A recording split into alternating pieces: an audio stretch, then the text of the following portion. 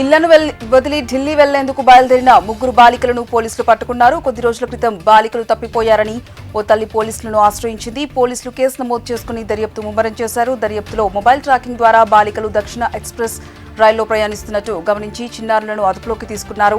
అనంతరం వారి తల్లిదండ్రులకు అప్పగించారు.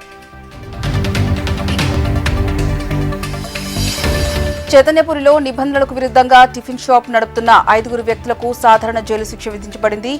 సమయాలను దాటి టిఫిన్ సెంటర్ నిర్వహించడంతో పోలీసులు కేసు నమోదు చేసి రిమాండ్కు తరలించారు. వ్యక్తులకు ఒక్కరోజు సాధారణ జైలు శిక్షతో పాటు ₹50 జరిమానా విధించబడింది. నిబంధనలు ఉల్లంఘించిన వారిపై చట్టపరమైన చర్యలు కొనసాగుతాయని పోలీసులు హెచ్చరించారు. అంకిరెడ్డిపల్లిలో కాలుష్య నీటి కారణంగా పంటలు దెబ్బతింటున్నాయని రైతులు ఆందోళన చెందారు.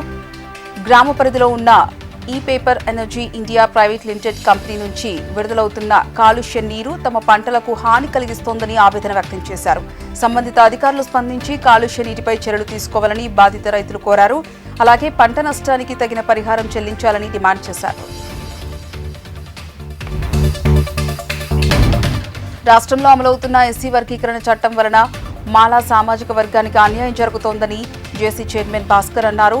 బషీర్బాగ్లో హలో మాలా చలో ఢిల్లీకి సంబంధించి గోడపత్రికను ఆవిష్కరించారు. కార్యక్రమంలో భాగంగా మాలలకు జరుగుతున్న అన్యాయాలను అరికట్టాలని అన్నారు. సమస్యలపై మాల ప్రతినిధులు స్పందించకపోతే వారి ఇంటి ముందు ధర్నా చేపడతామని హెచ్చరించారు.